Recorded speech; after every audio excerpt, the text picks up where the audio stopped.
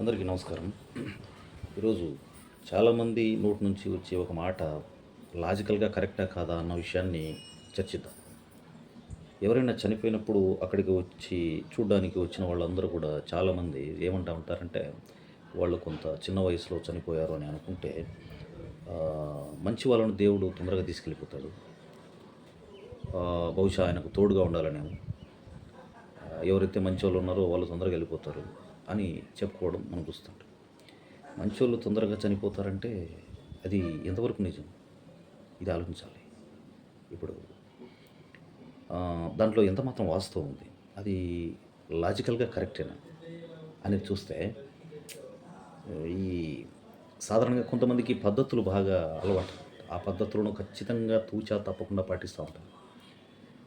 అదేవిధంగా ఆలోచన విధానం కూడా ఒక ఒక సర్టన్ థాట్స్ అనేటివి వాళ్ళ మైండ్లో ఉంటాయి. ఇంకా అవే ఆలోచిస్తూ ఉంటారు. అట్లే జరగాలని కోరుకుంటూ ఉంటారు. అంటే స్ట్రిక్ట్ అనమాట. స్ట్రిక్ట్గా ఉంటారు ఆలోచనల విషయంలో, ఆచరణ విషయంలో. తర్వాత ఇంట్లో కుటుంబ సభ్యులు ఉండాల్సిన పద్ధతులు వీటన్నిటిని కూడా కొంచెం కరెక్ట్గా ఉండాలనే రకంగా ఉంటారు వాళ్ళు. అప్పుడు ఏమవుతుందంటే వాళ్ళు ఒక సర్టన్ ఏజ్ వరకు ఆ పద్ధతులు పర్ఫెక్ట్గా ఫాలో అప్ చేస్తూ ఉంటారు.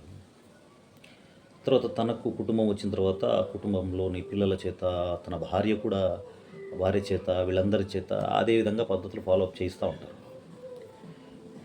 బాగా డామినేట్ చేసే ఒక వయసు, ఆ వయసులో అట్లా చేస్తూ ఉంటారు. కొద్ది రోజులు గడిచిపోయిన తర్వాత ఏమవుతుందంటే ఈ పిల్లలు పెరిగి పెద్దవాళ్ళు అయ్యే కొద్దీ జనరేషన్ గ్యాప్ ఏర్పడిపోయి ఈ జనరేషన్లో పిల్లలు ఏం చేస్తూ ఉంటారంటే అతను చెప్పిన ఆ పద్ధతులు సరిగ్గా ఫాలో అప్ చేసి ఆ వ్యక్తి చెప్పిన మాటలని సరిగ్గా పాటించకపోవడం, ఇంకొకటి దాన్ని పెడచెవిన పెట్టడం, లేదంటే తన మాటకి ఎదురు చెప్పడం, ఇలాంటివన్నీ జరుగుతాయి. అతనికి 40s 50s దాటిన తర్వాత ఇంకేమవుతుందంటే ఇంకా అతను అనుకున్నట్టుగా జరగదు, అది వేరే రకంగా జరుగుతూ ఉంటుంది. ఇంట్లో జరగాల్సిన పని, లేదంటే సొసైటీలో జరగాల్సిన పని తాను నడిపించే కార్యాలయంలో కానీ, తన తోటి ఉద్యోగుల విషయం కానీ, స్నేహితులు కానీ ఏదైనా సరే తను అనుకున్నట్టు జరగకుండా అది ఏమవుతుందంటే కొంచెం వేరే రకంగా జరుగుతూ ఉంటుంది. అప్పుడు తన మాట వినగలిగినంత వరకు, తను డామినేట్ చేయగలిగే కెపాసిటీ ఉన్నంత వరకు, తనలో జవసత్వాలు ఉన్నంత వరకు, తనకు అజమాయిషి చేసే సామర్థ్యం ఉన్నంత వరకు ఏం చేస్తాడంటే డామినేట్ చేస్తూ ఉంటాడు. అట్లా కాదు ఇట్లా చేయాలి, అట్లా కాదు ఇట్లా చేయాలని చెప్పేసి చెప్తూ ఉంటాడు వాళ్ళకి. ఇంకా తనకు వయసు అయిపోయిన తర్వాత, తనకు వయసు పైబడిన తర్వాత తనకు ఏమవుతుందంటే తను చెప్పిన వినని పరిస్థితి వస్తుంది. తను అనుకున్నట్టు జరగకుండా ఉండే పరిస్థితి వస్తుంది. దాన్ని జీర్ణించుకోలేడు ఇతను. ఆ పద్ధతి లేకుండా జరిగే తతంగాలను, లేకపోతే సిస్టమేటిక్గా లేని ఆలోచనలను, తర్వాత తన కళ్ళతో చూడకూడని కొన్ని సంఘటనలు ఏవైతే ఉన్నాయో అవి తన కళ్ళారా చూసినప్పుడు, ఇలాంటివన్నీ చూసినప్పుడు తనకేమవుతుందంటే దాన్ని డైజెస్ట్ చేసుకోలేడు, దాన్ని జీర్ణించుకోలేక తనకి ఏంటి ఇలా అయిపోతుంది, నేను అనుకున్నట్టు జరగడం లేదు, ఇక్కడ నా ఆలోచనలకు అనుగుణంగా సాగడం లేదు పని, నా విధానాలు ఎక్కడ అమలు జరగడం లేదు ఇక్కడ అన్న ఒక మానసిక స్థితి. ఆ స్థితి కలిగినప్పుడు అతను ఏం చేస్తాడంటే దాన్ని డైజెస్ట్ చేసుకోలేక, దాన్ని అడాప్ట్ కాలేక పరిస్థితికి మెల్లమెల్లగా తను ఒక మనోవ్యధ ప్రారంభమవుతుంది. ఈ మనోవ్యధ, ఆ మానసిక వ్యాకులత, అదే అనారోగ్యాన్ని తెచ్చిపెడుతుంది. ఆ అనారోగ్యంతో తనకి ఎప్పుడైతే తన పద్ధతిలో అమలు జరగడం లేదు, తన ఆలోచనలకు అనుగుణంగా కుటుంబం లేదు, తన ఆలోచనలకు అనుగుణంగా సమాజం లేదు అని అతనికి అనిపించిందో, అప్పుడు ఈ సమాజంలో మనం మనగలిగే స్థితి తక్కువగా ఉంది అన్న భావన కలిగినప్పుడు జీవితం పట్ల హోప్ తగ్గిపోయి హోప్లెస్నెస్ పెరిగిపోయినప్పుడు మెల్లగా అతను ఏం చేస్తాడంటే కొద్దిగా వ్యాకులత పెరిగి డైజెస్ట్ కాలేక ఇప్పుడు సహజంగా ఫుడ్స్ తినాలనే కోరిక అతనిది అనుకున్న పద్ధతి అలాగే ఉండాలనుకుంటాడు. కానీ ఆధునిక కాలంలో జంక్ ఫుడ్స్ అవి ఇవి వచ్చి ఉంటాయి.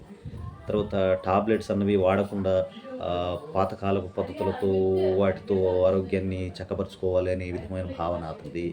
ఇప్పుడు ఆ మెడిసిన్స్, మందులు వాడాల్సిన పరిస్థితి, హాస్పిటల్కి వెళ్తానే వాళ్ళు మందులు రాయిస్తారు, ఆ మందులు వాడాల్సిన పరిస్థితి. తనకు అది ఇష్టం ఉండి అది మింగడం లేదు, ఆ టాబ్లెట్స్ కానీ అవన్నీ. ఇష్టం లేకుండా కేవలం ఏదో వాళ్ళు ఇచ్చారు కాబట్టి ఈయన మింగుతూ ఉంటాడు. అప్పుడు అది పని చేయడం జరగదు.